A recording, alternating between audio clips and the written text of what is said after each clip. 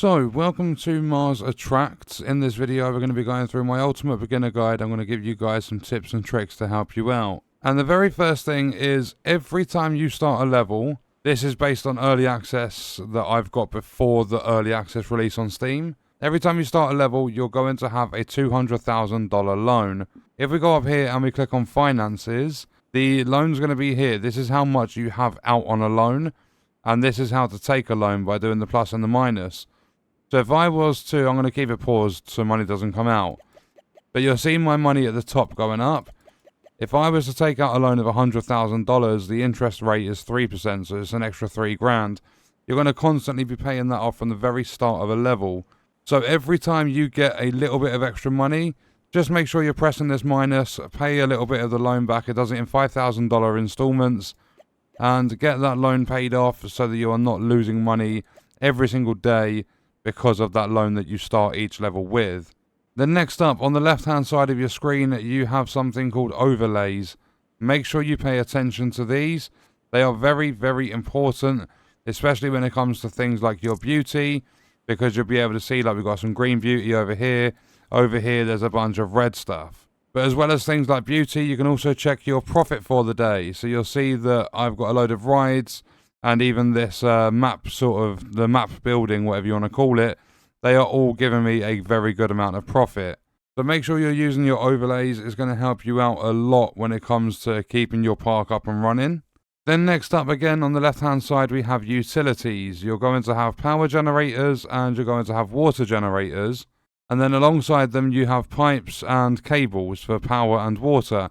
What you want to do with these, because if we go to the overlays and we go beauty, you'll see these are the water generators and they're all red. So you don't want them anywhere near your enclosures, your rides or anything like that. So what I recommend is build them really far away from everything. The same with your power generators. And then just run cables. So you'll see here, I'm at 503 capacity out of 900. Every time you put one of these, if you put it directly next to a building, so if we say over here, because this one touches this building, I'm not even sure if this one needs power, but because they're directly touching, you don't need cables. But what you can do is you can stack a load next to each other, and that improves their capacity, and then you can just run cables. So you'll see with the water, I've got 551 out of 1,000 capacity because they're all next to each other. And then I just use these water generators in this corner and it provides water to everything in my park. So you don't need to put these water generators just outside your enclosures. It's just going to mess up the beauty. So when it comes to utilities, place your generators really far away from stuff and just run cables and pipes everywhere. Then next up, we have rides. In order to unlock these, you need to go to research and you are going to need facilities. Then you're going to need a workshop and you're going to need the rides here. So this is your rides. You've got Balls of Steel, you've got the Ferris Wheel, Astral Orbiter and Bouncing Bugs.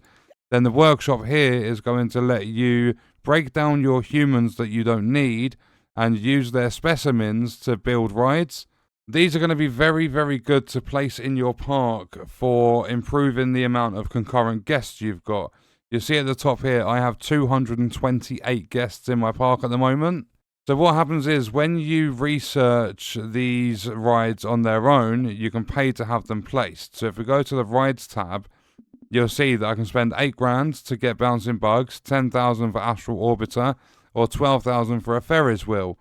However, in the workshop, if we come over here to my workshop, to use the specimens, I would need 30 specimens, and I can get cranial cups. When you research these, like when you use your specimens to make these, they don't cost you money.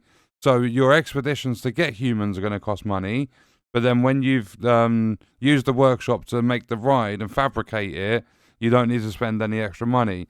So acquisitions, expeditions, you would go on, not a special character, you'd go, let's just say reconnaissance. You do this, you get 3 humans. When they're in your inventory, you can click on one, you can see specimens here. You can click this button, then click again. There'll be like another red box. You can disassemble them. That's going to get me 10. So currently I only have 4.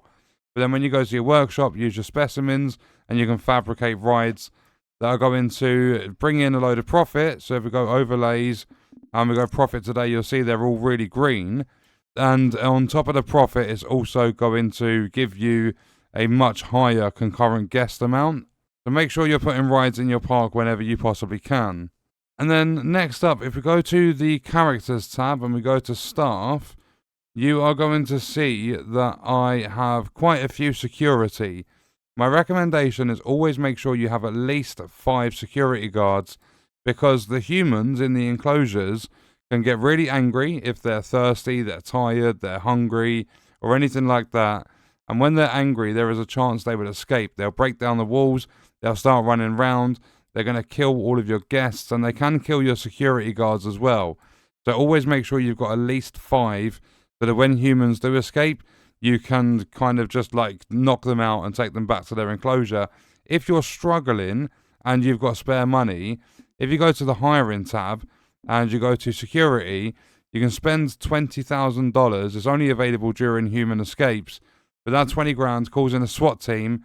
The SWAT team will go around and they will, like, basically they kill the humans that have escaped. So you will lose humans, but if you're struggling with dealing with them, you can spend 20 grand and call in a SWAT team. And then next up, when it comes to research, you might have a task that is going to get you to improve your park rating. And research is included as a factor of your park's rating. But when it comes to research, at the moment, acquisitions are not available, but staff have done all of them, and facilities have done most of them, like tier 5 never unlocked for me. But the research in the park rating is daily research. So unlocking these, once you've unlocked 3 or 4 of them, as it goes to the next day, you're not doing any more research. Experiments actually count as research. So you can do these over and over and over again. And if you ever need to improve your daily research, that is the best way to do it, by doing experiments. But not only that, when it comes to experiments, if we, say for an example, we use the water hose, these experiments improve your knowledge. And then when you have better knowledge, if you go to the acquisitions, you can then do better expeditions. So you'll see I can do all the way up to special character here. But if we go down to feudal Japan, I can't do mass abduction because I need better knowledge. So the research, the experiments are going to do your daily research, and they're also going to improve the knowledge of your enclosures. And then next up, we have staff placement. If we have a look over here, for an observation post, you need a scientist. Instead of, let's just say we go scientist, we just grab this guy for now.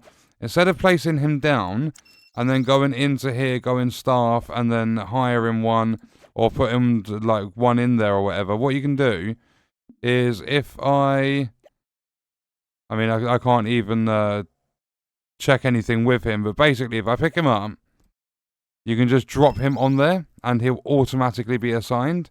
And you can do this for any of them. So if let's just say, for an example, I'll build something else very quickly. So if we go amenities, we go food stall, we'll just stick this down there. Now I need an attendant. So if I go hiring, attendants, and let's say I want this one because it's better revenue, I grab this, instead of placing him down here, then picking him up and putting him in there, or go into the interface of the stall, go into staff and then finding a staff member, just drop them on top and you can automatically place them in there and assign them to that job.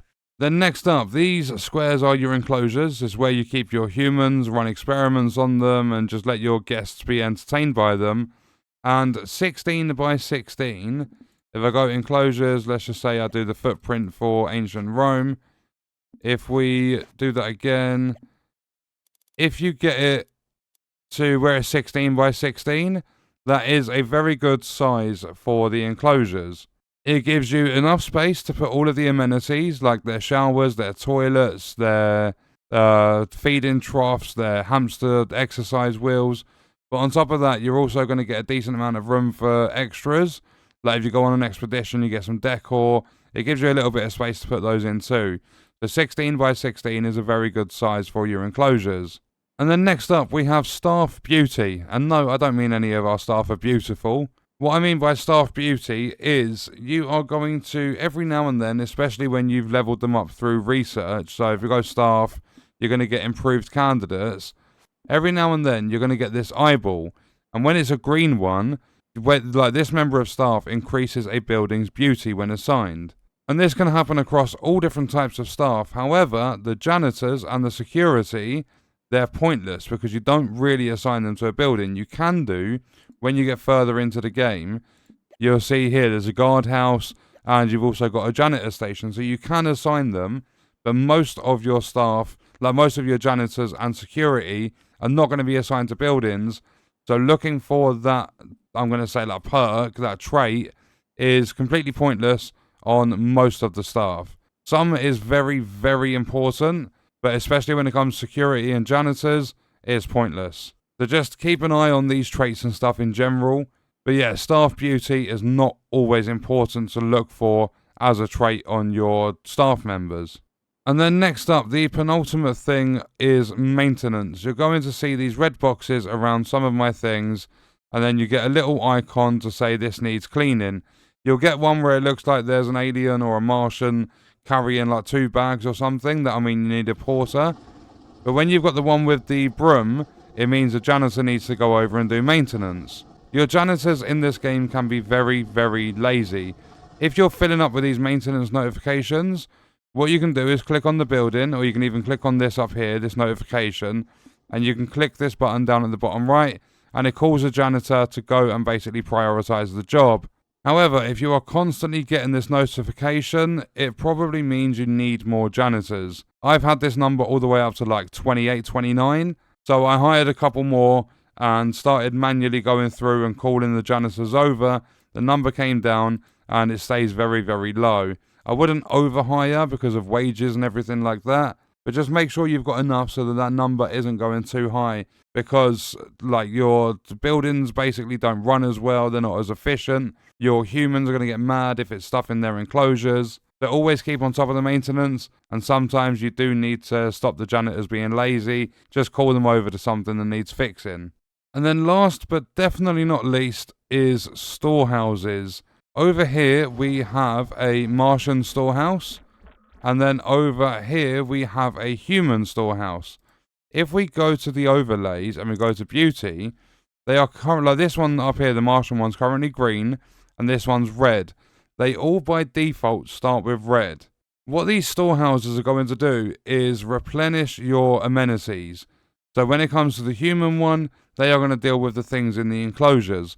When it comes to the Martian ones, they are going to deal with all of your stalls. It's very important to have these storehouses close to your amenities. That's why I've got the human one here, so it's next to at least a few enclosures, and I've got the Martian one here around most of my stalls. When they are far away, the porters don't really seem to get to the buildings quick enough, so you'll find that a lot of things need their stock replenishing. And when it comes to your stalls, they make a lot of your daily profit. So it's always a good idea to build the storehouses close. But as I said, their beauty can completely mess your park up, especially if you've got a task to deal with your park beauty. So what we spoke about in a previous tip, when it comes to hiring staff, when it comes to the porters, it is a very, very good idea. If I try refreshing and getting lucky, like you'll see there's a red eye here, you don't want them ones. But here, for an example, with Steve Martian, he increases a building's beauty when he's assigned. So if I was to get him, in fact, I'll do it now just quickly to show you. So I'm going to place him down here. I'm going to go to staff. I'm going to sack that guy from this building. And I'm going to put Steve Martian in. But before I do that, if we go to the overlays, we go to beauty, you're going to see that it's red. If I now go to staff and I put Steve Martian in here, because he improves the beauty, you see that's gone green.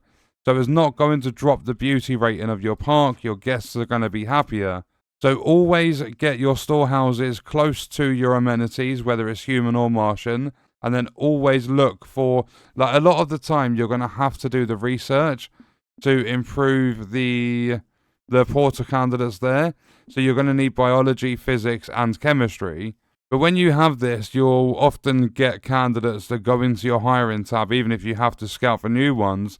You'll often get them that improve the beauty, and it's very important for them because your storehouses need to be close to your amenities in order for things to basically get replenished and your money keep coming in, your humans don't get angry, so on and so forth. And that is it. That is my beginner guide, some tips and tricks to help you guys out in Mars Attracts. So we are going to leave that video there. I will see you guys in the next one.